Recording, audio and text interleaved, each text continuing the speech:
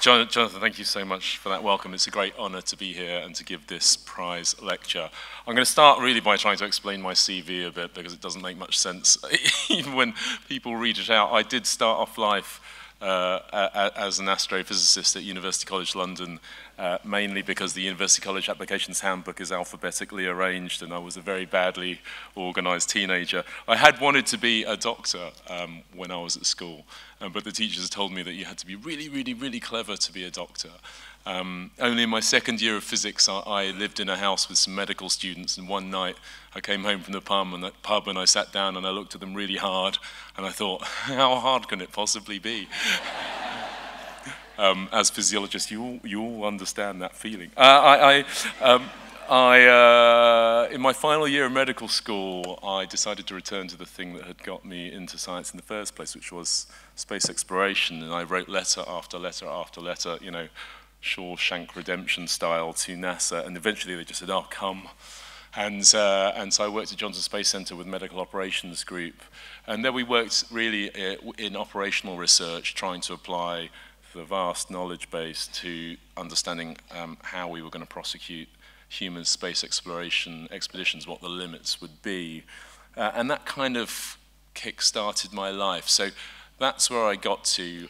Eventually people started to ask me to make television programs about it. But I'm currently very lucky to be funded by the Wellcome Trust in a public engagement fellowship, and part of the reason I'm with you today. So I'm greatly honored to be here. I feel a little bit like an imposter, but I have felt like a bit of an imposter all my life.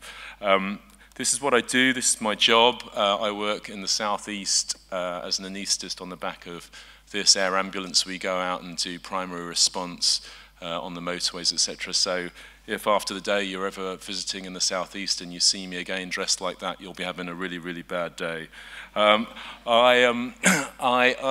It's 20 years now since I started work as a doctor. I started in 1998, but 1999 was the end of my first year, and it saw me respond to this. This is the bombing of Soho in London in 1999, April 30th. I remember it very well.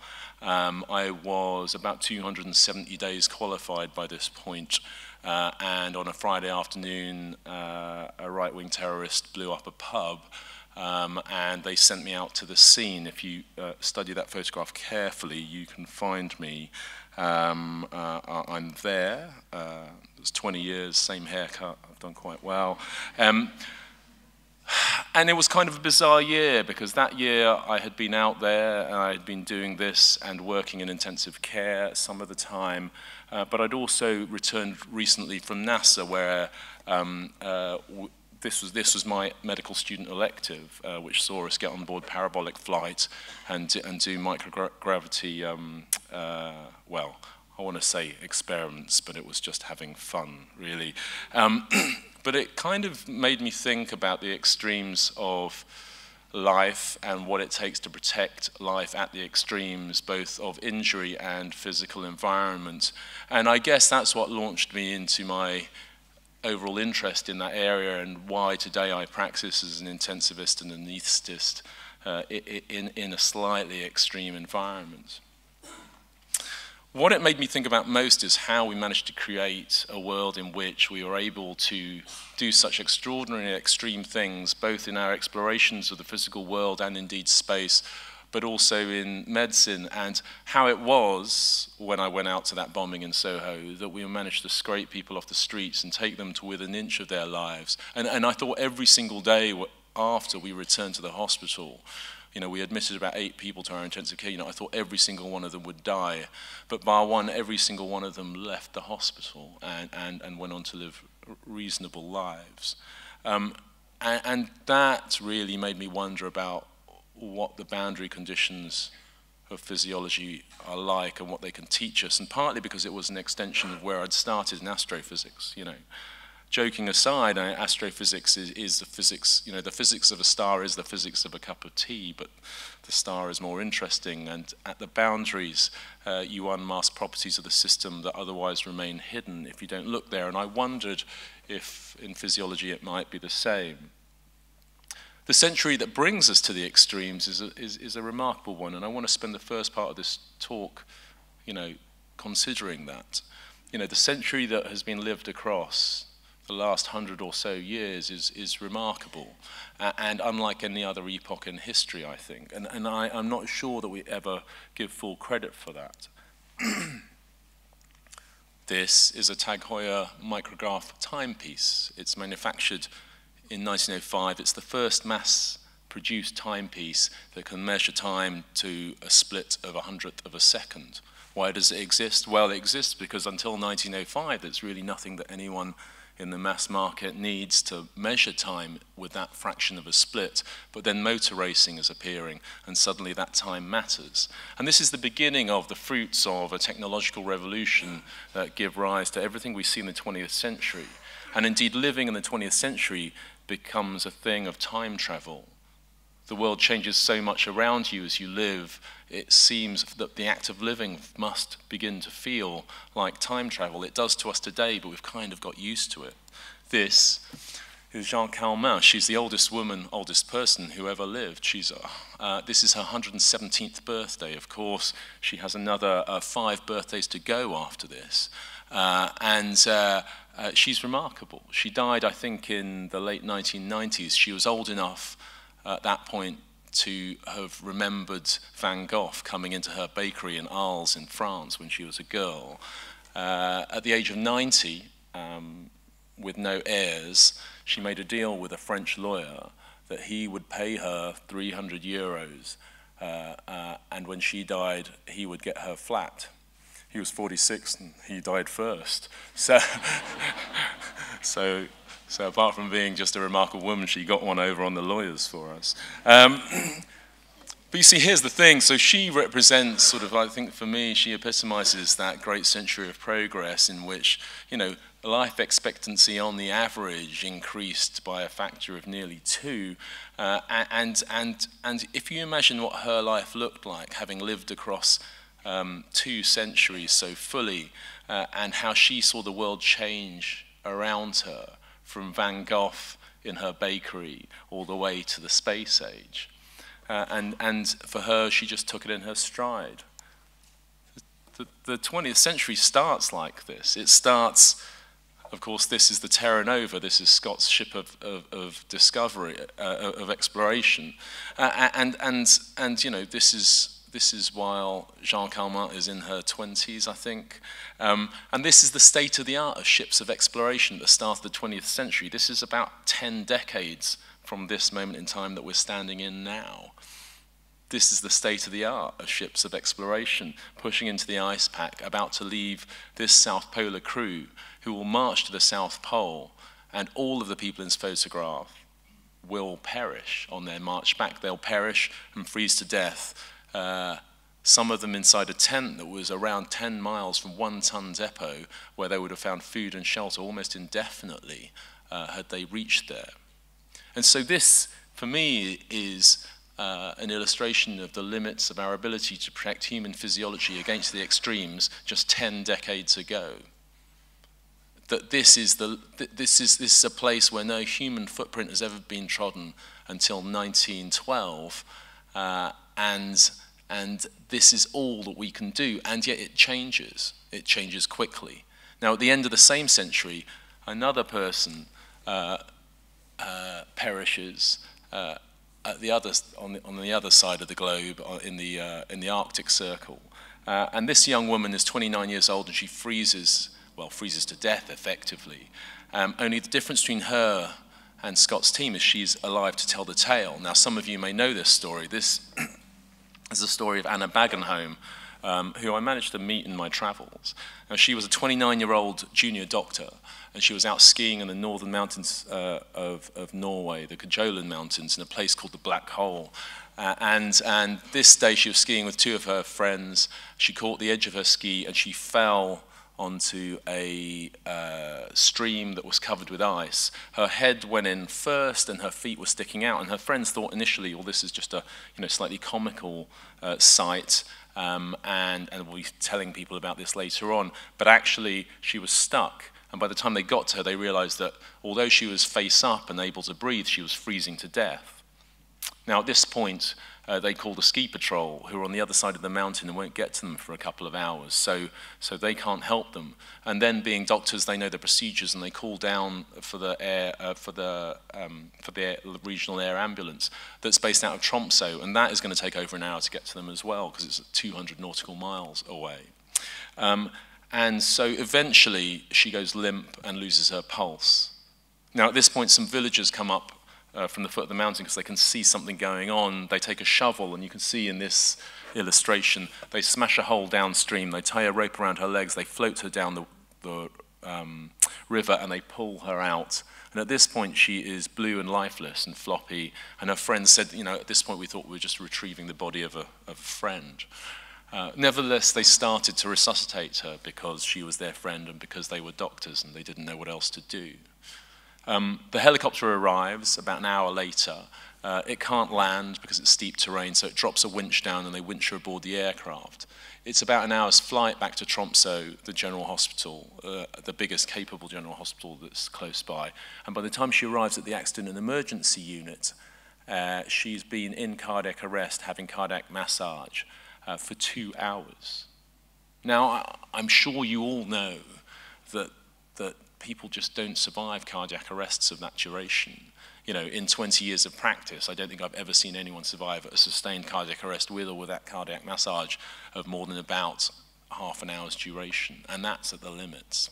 And she's been down for 2 hours by this point. And so the team face a choice, whether to continue with the resuscitation or whether to stop.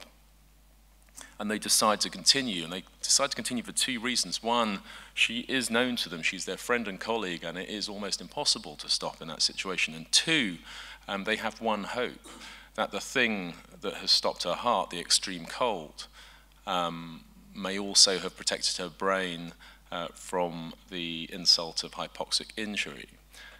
Now, her core temperature when she arrives is 13.7 degrees, and it's very difficult to understand how anyone thought that she could possibly survive that insult. Nevertheless, they continued. I wish I had her blood gas out here to show you, because you would understand it. Her pH is 6.3, I think. Her base excess is -27, you know, off a normal range of plus or minus 2. To me, as a clinician, that's a dead person's physiology. And I'm not sure that I would have agreed with any efforts to try and continue a resuscitation there, but they did. Now, they knew they couldn't warm her up the way you usually warm people up, with blankets and some fluids. They knew that they would have to take her past the accident emergency unit and up to the operating theatre, where their only hope was to warm her internally with a cardiopulmonary bypass machine and to recirculate her blood into an external heat exchanger and put it back into her body. And after the third hour since her arrest and 1 hour of rewarming, her heart started to beat again. Now, that's not the end of her story, because 9 or 10 days later, she wakes up on intensive care in Tromsø, tetraplegic. And she told me, she said, I did scream at them. I did say to them, why have you done this? You must have understood there would be a risk of me being like this or worse, and you know what sort of person I am. Why have you done this to me? And she said she screamed at them for a long time, which gives us all pause for thought, doesn't it? Because we're capable of so much today in resuscitation that we need to ask ourselves that just because we can do a thing doesn't mean that we should do a thing.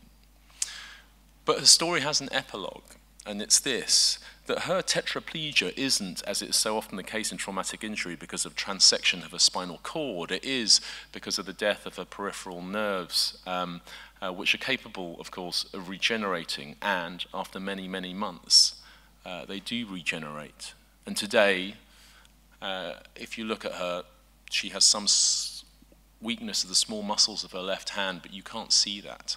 And she bears almost no stigmata of what happened to her. She is a radiologist, a doctor in the hospital that dared to save her life. This is her, so she's second from left in this photograph, and this is about 10 months after her ordeal. Now, I brought her over to London to talk to us at the Royal Society of Medicine because, you know, her story is that story that we struggle with in medicine about understanding the difference between dead and alive, and about how grey the zone in between is, and when is the right time to start and when is the right time to stop. And that is something we always struggle with at the extremes of survival.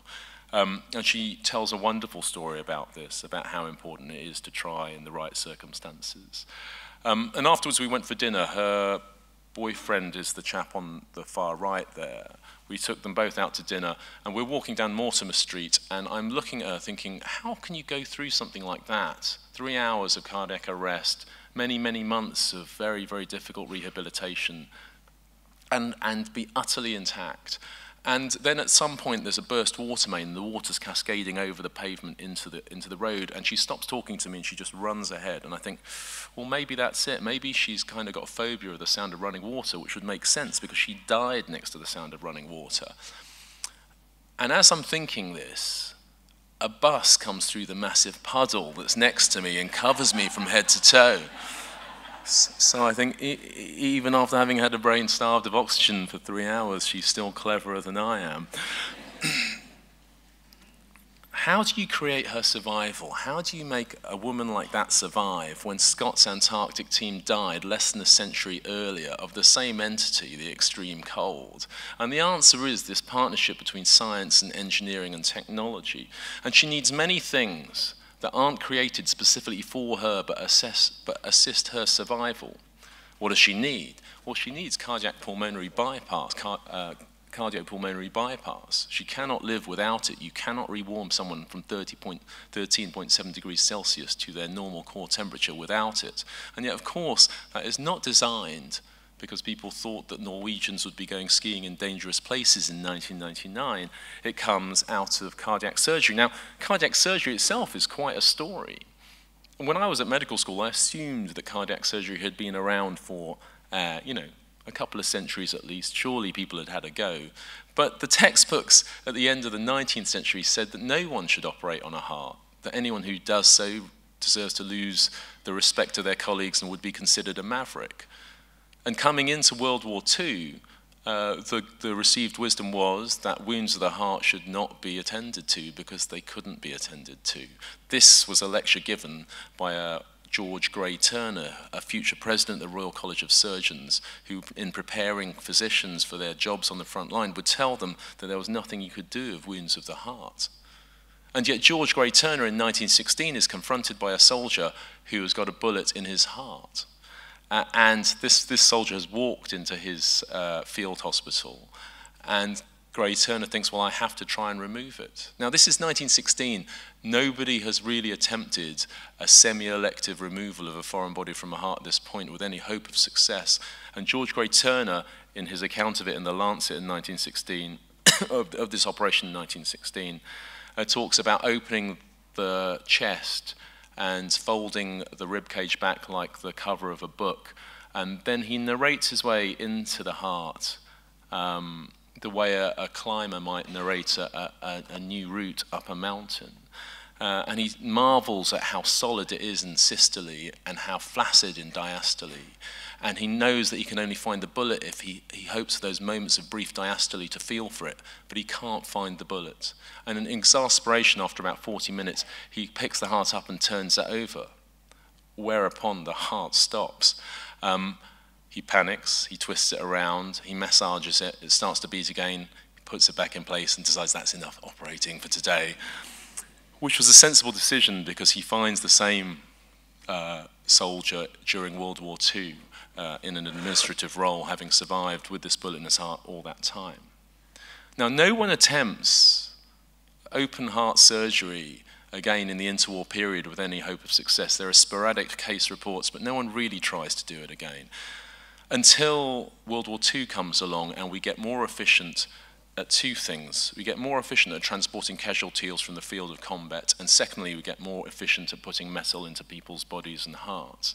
And after D-Day and the Battle of the Bulge, wave after wave of servicemen comes back with shrapnel and bullet wounds to their heart, survivors, but injured. And now it falls upon a new surgeon, this time an American, Dwight Harkin, to make the same attempts. And he writes to George Grey Turner, and says, I've read this case report of yours in the Lancet, what should I do? I have many, many casualties of this type. And Gray Turner is haunted by his inability to address the injury in 1916, and he says, you must. He says, you must operate, you cannot leave this foreign body in the citadel of these patients.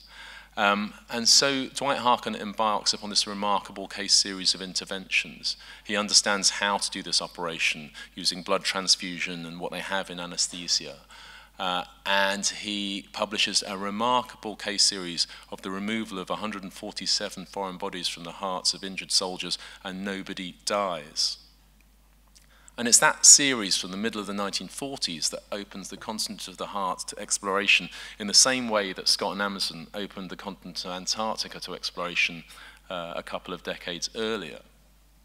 So Anna Bagenholm, our survivor of Arctic extremes, needs this serendipitous event for her to survive. Now, it doesn't end there for heart surgery. It is 1948 before the first civilian elective heart surgery occurs in Boston. And this cover of Time magazine with Christian Barnard is 19 years later, in 1967. Now imagine that. Imagine having gone from never operated on a heart with the hope that you might get a survivor to, less than 20 years later, going to the point where you can take the heart out of a recently dead person, sticking it in the body of someone who is dying and get at least one survivor out of that. That story of that 20 years of progress to get to that point is remarkable and somewhat macabre, but it is the story of the middle of the 20th century. What else does Anna Bagenholm need beyond that? Well, she needs intensive care. Once she's survived a cardiac arrest, she doesn't just bounce back into life. She needs to be supported artificially. And intensive care itself is a very young speciality. It's only just a little north of 60 years old, and its origins derive from the, the polio epidemics that swept through Northern Europe in the 1950s. This is actually a iron lung facility in Los Angeles in the 1950s. And in the 1950s, an iron lung cost about as much as a house did. So only if you were very wealthy did you get access to this. And yet here in Copenhagen in 1953, you had this epidemic of polio going through and affecting adult populations as it had never done before, causing paralysis of the bulbar muscles and aspiration pneumonias and respiratory weakness, from which the mortality was 90%. Now, you read the stories of that time, and the physicians at Blegdams Hospital, the only infectious diseases hospital in Copenhagen, and it was pure nihilism. They just thought everyone was going to die.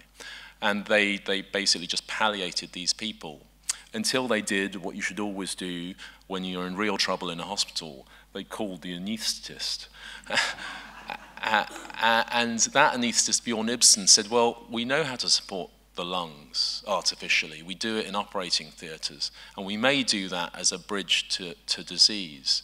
And why don't we try this? And for the first time, technology was used to replace the function or assist the function of a vital organ.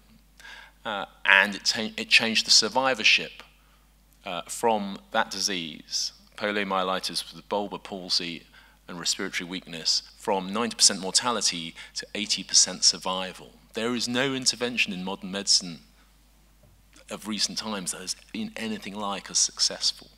But this is the birth of intensive care, and Anna Bagenholm needs that as well. She doesn't just need innovations in medicine, she needs transport. You remember the helicopter couldn't land on that steep slope where she was found, and so she needs an air ambulance. Now, air ambulances arrive in the middle of the 1950s during the Korean War and become iconic as a feature of warfare during the Vietnam War. But think for a second how fast we arrive here with our engineering prowess. This is 1950. The first flight, of course, as everyone in this room knows, is by the Wright brothers in 1903. This is the Wright Flyer. And here's the thing. This is 1903, and the feat that gets Orville and Wilbur Wright into the history books for all time, and the easiest Trivial Pursuit question of all time, is a flight that lasts for 12 seconds and travels 120 feet. So, you know, the width of this lecture theatre and 12 seconds or so. that is the first flight. And yet, within a couple of decades, you have this aircraft that can be used as weapons platforms that fly at 300 miles an hour with the wind behind them, that can carry a platform of weapons and people into battle to fight wars in the sky. Now, I show this plane for good reason. One, it shows you the rate of advance of engineering technology in the 20th century. Two, it is not a Spitfire, but for those aviation geeks amongst you, you'll know it as to be a Hurricane. A Hurricane was the most important plane of the Battle of Britain. It shot down more enemy aircraft than any other weapons platform during that conflict. But one of the main things about the Hurricane is the way it's built. It was it bore a great resemblance actually to the Wright Flyer. Its fuselage was built out of aircraft spruce. It was covered in Irish linen, which was hardened with nitrocellulose lacquer. Now, nitrocellulose lacquer is that stuff that you used to see in films, that films are made of, that if you put a match to it, it all goes up very quickly. So this is a plane that you build out of wood, you cover in linen, you harden with something that is very flammable, and then you fill the wing roots and this basin in front of the pilot with high-octane fuel. And then you send that pilot into the sky after a few weeks of flight training and allow other pilots to shoot flaming bullets at them. Now, it is obvious what is going to happen, and it was clear what the risks were. And the consequences were very severe. These pilots were burned beyond recognition, but arrived in their own country because the battle was over their own country. And then what do you do with them? These people cannot be dealt with. This is war. And so there was one school of thought that said they should be institutionalized away from society to protect one from the other.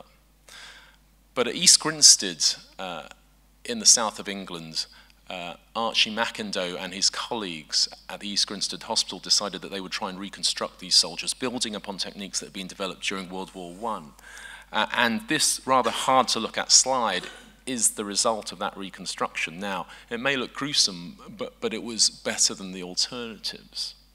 Now, this is the dawn of plastic surgery, where Mackindoe and his team worked out that you could transfer healthy flesh onto a destroyed face.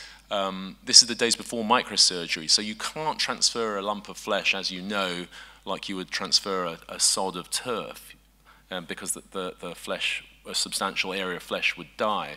So he'd move it up on pedicles. So he would, first of all, form a flap on three sides in the abdomen or the thigh, and then would plumb that flap into the arm, and then wait for a few weeks while that flap would grow a new blood supply at its new origin in the arm, and then would sever the flap. And then you have an articulated limb with a living flap of flesh on it.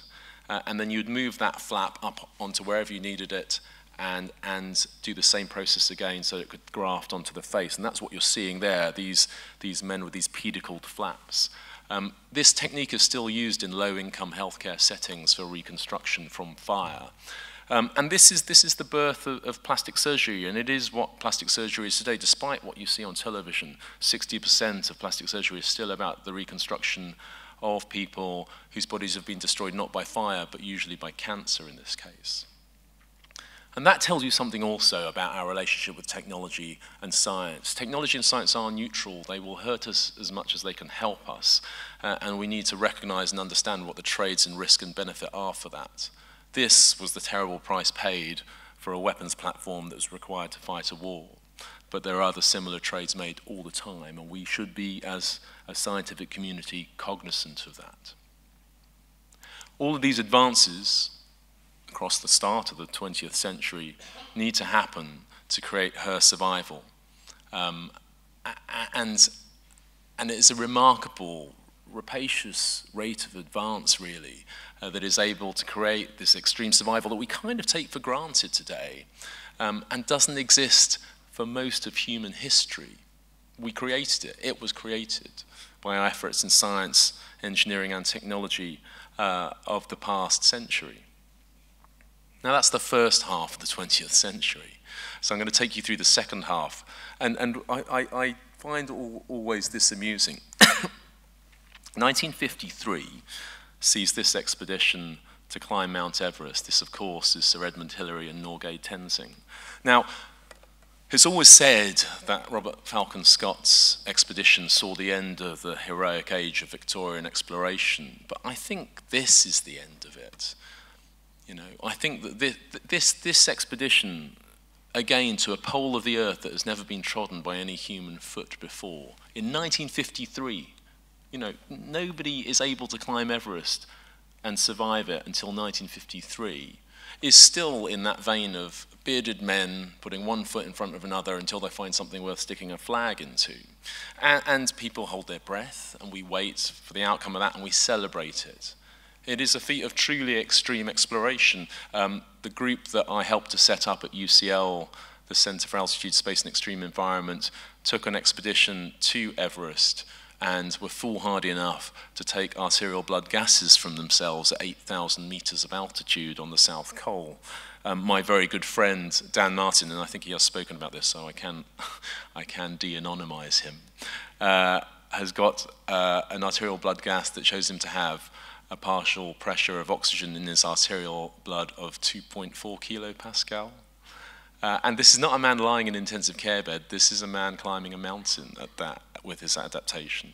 So this is a remarkable feat, but it is 1953, and is the last time we will push back the frontiers of exploration in this way, as a small group of elite people in a team endeavor.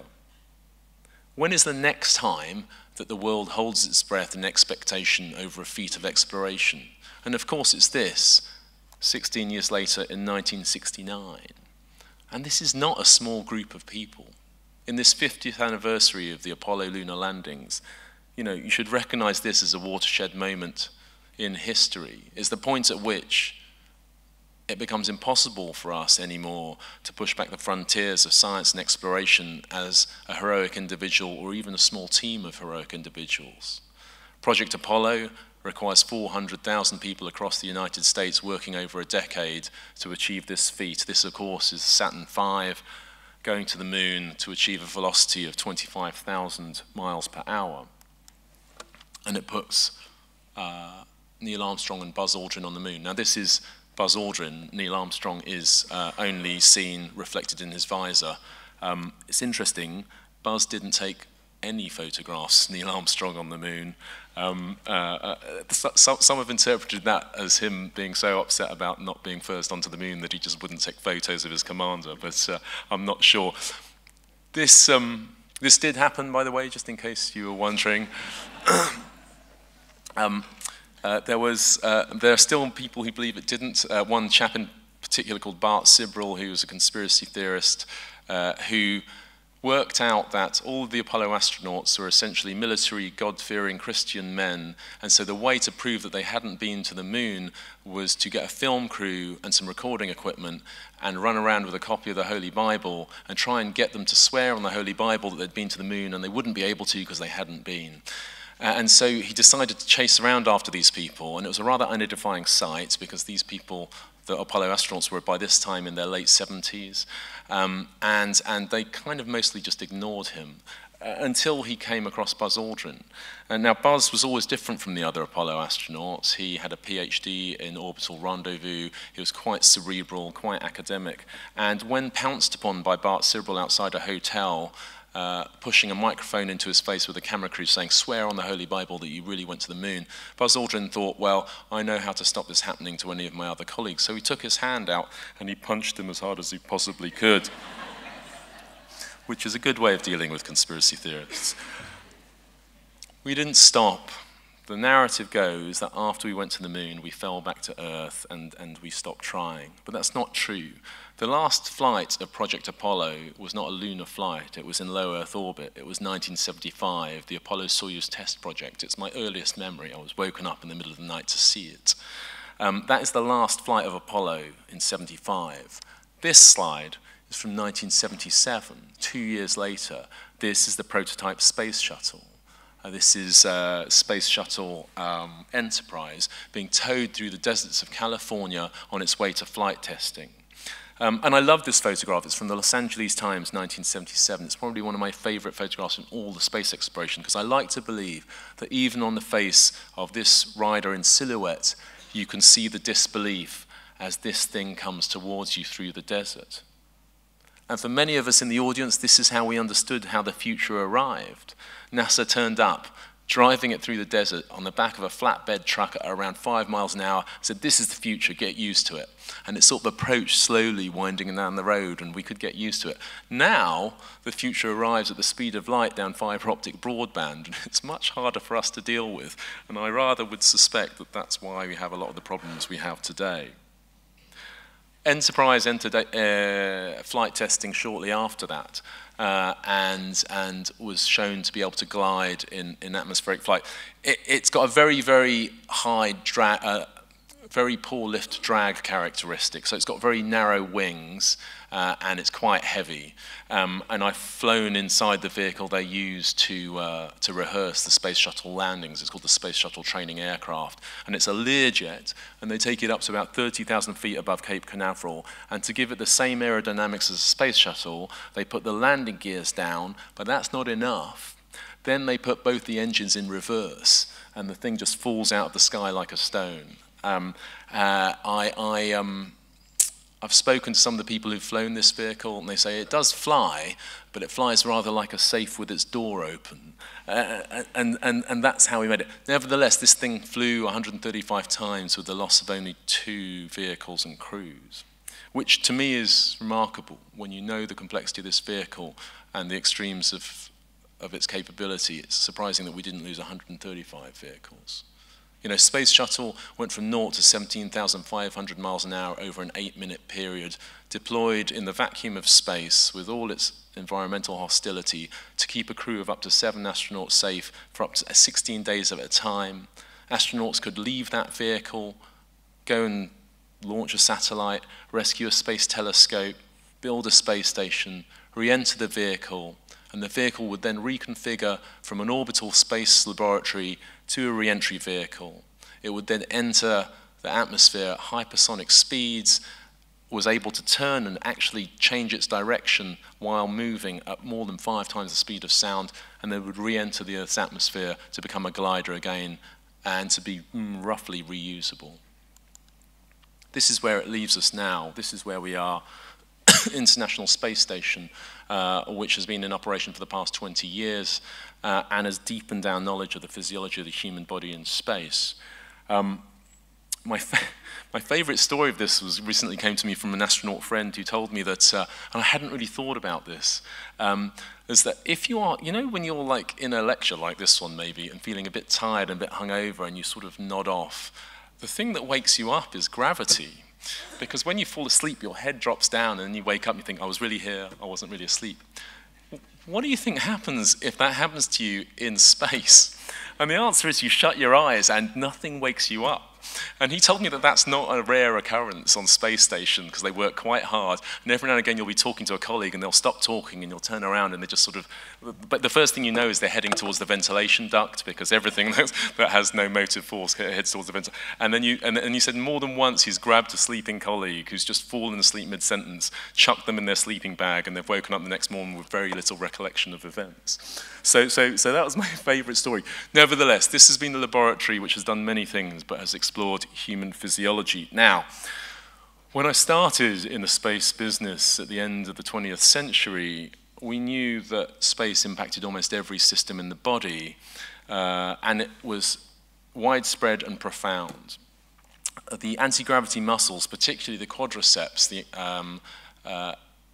exhibited quite profound sarcopenia and phenotypic shifts from type 1 to type 2 fibers and all of the metabolic consequences that go with that. In rat models, they saw more than a third of muscle mass loss from vastus medialis in only 9 days of flight. Coupled with that muscle loss is skeletal loss. Now, unattenuated, we saw losses of between 1% and 2% bone mineral density from load-bearing areas of the skeleton, so calcaneum, neck of femur, and a lumbar spine, per month in space, with the attendant hypercalcemia that accompanied that. Now, think on that, 1% to 2% average bone mineral density loss unattenuated in space. The missions to Mars that they're framing up are up to 30 months, and you can do the maths quite quickly on that. There were the less intuitive areas that were affected as well. There was balance and coordination.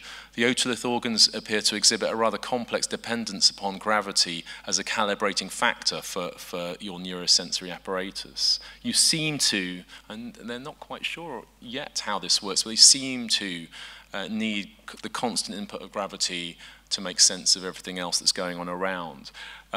Deployed in space, astronauts tend to be sick or feel sick for the first 48 to 72 hours. You never see an astronaut do an interview in his first week in space. When we did the Royal Institution Christmas lectures, we had this great idea that we wanted to interview Tim Peake live from space because it would be his first week in space, and they wouldn't let us near him because they just look awful for that first week.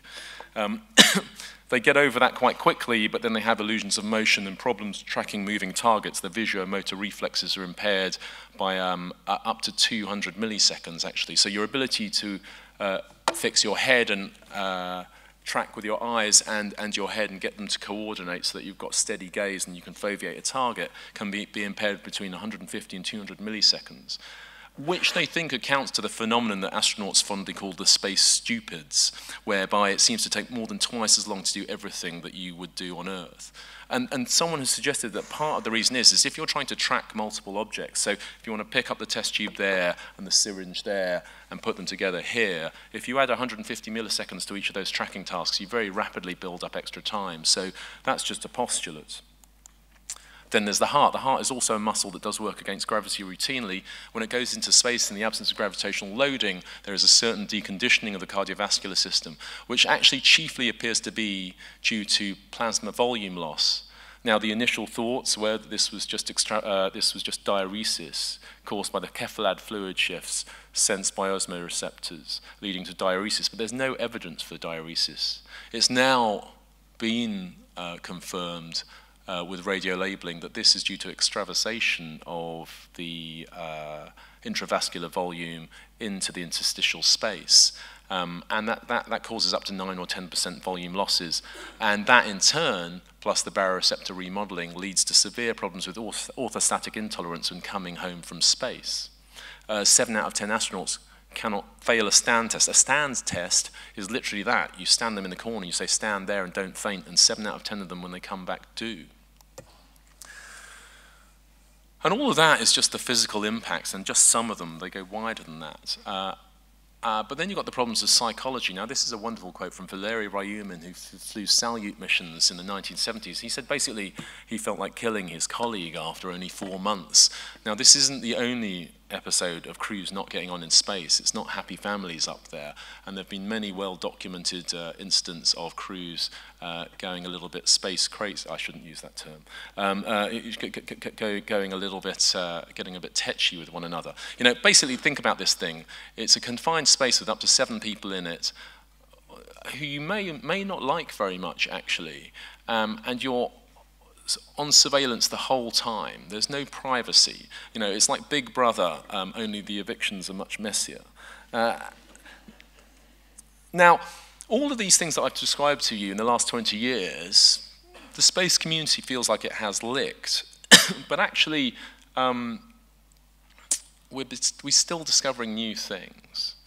Now, we can protect against the muscle losses and the bone losses. We can even protect against cardiac deconditioning by fluid loading pre-re-entry.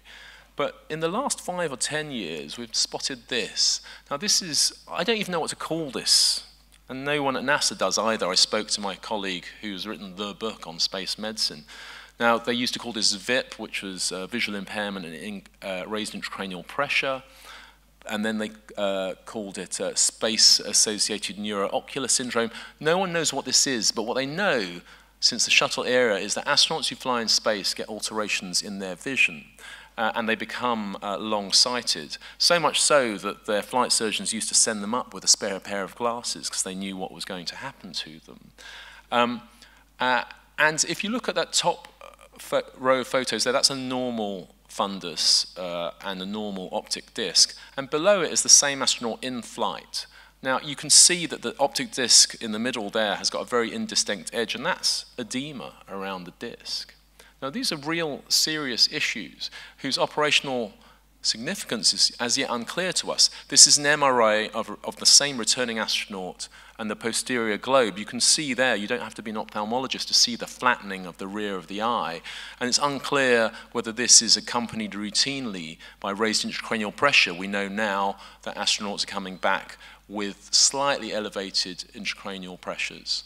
But we don't know how widespread that is or what the clinical significance is over a longer term of deployment. And again, we won't go to Mars for 30 months, and we don't know what this will do. So 50 years after having first gone to the moon, we're still exploring the effects of that environment on the human body. Now I'm going to try and speed up to get to the end so you have time in the end here. This is all about health maintenance, but actually healthcare delivery is even more difficult. This is somebody aboard the Vomit Comet, that parabolic plane I showed you in the first slide or second slide, trying to noodle through how to do CPR in space. I mean, you know, Isaac Newton is very clear about this. If someone has a cardiac arrest in the middle of your cabin there, and you scoot up and put a compression down, they go that way, you go that way, and no one gets better at the end of it. So they had to develop an entire new apparatus for developing CPR in space. You have to strap your patient down, you have to strap yourself down. Actually, it works out in the end that the most efficient way to do it was to put your feet on the ceiling and put your hands on their chest, and that's actually a really efficient way to do the cardiopulmonary resuscitation.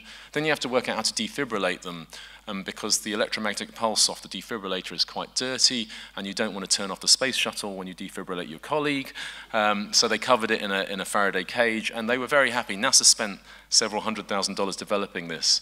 My friend, who was a flight surgeon in the 1990s, showed this to his opposite number, the Russian flight surgeon, who said, look, Yuri, we can do all of this. We can even defibrillate in space. And the Russian looked at him really unimpressed and said, yes, but Steve, in Russia, we only send healthy astronauts into space, which was a fair point. In the last 2 minutes of this, if I may, I'm going to tell you about the second space age. We sent John Glenn up to space when he was young. We never sent him again until he was 77. So we're stretching the envelope of people that we send into space now by age. This is a space tourist. This guy's called Greg Olson, and he kindly allowed his medical data to be published. This is an X-ray of a man with emphysema. Millionaires don't lead very good lives very often. He has emphysema, and there's bullous emphysema in this X-ray and on that CT scan. Now, what does the second space age look like? Well, I don't know. Maybe Elon Musk does. This is a guy who said, I can build rockets better than NASA can build rockets. I can build rockets better than NASA can build rockets in my own garage, only he's got a better garage than you do. He has built vehicles that have been successful enough to launch and rendezvous with a $100 billion piece of government hardware, so you can't count him out. And who knows what this new age brings. But I'll finish with this thought. 100 years ago, this team perished at the South Polar region for our inabilities to protect their physiology from the extremes that that environment offered. And yet today, we talk about Mars the same way we would have talked about the South Pole at the start of the 20th century. And this object, which lies 400 million miles distant in terms of path length to reach it, is at the edges of possibility and should be attained in this century. This is my last slide. I'll show this to my students. I've stopped showing this to my students now because they have no idea who the hell anybody is in this photograph. This, of course, is the crew of the original Starship Enterprise. In the blue shirt there is Leonard Nimoy, Spock, and Nichelle Williams there, Lieutenant Uhura next to him, George Takei, and hiding behind him, Mr. Scott, the engineer. On the left there, in the safari suit and the incredible flares, is DeForest Kelley, who was the late, great Bones McCoy. In the brown suit is Gene Roddenberry, the series originator, and on the right is, on the left, sorry, of your picture, is the center director of Kennedy Space Center. Now, I show you this because the thing they're standing in front of is the Space Shuttle Enterprise. And what you're seeing in this slide is the crew of a fictional Starship Enterprise standing in front of the Starship Enterprise. And this slide is a slide of the boundary between science fiction and science fact, which is where we stand at pretty much every moment in history. Thank you very much for listening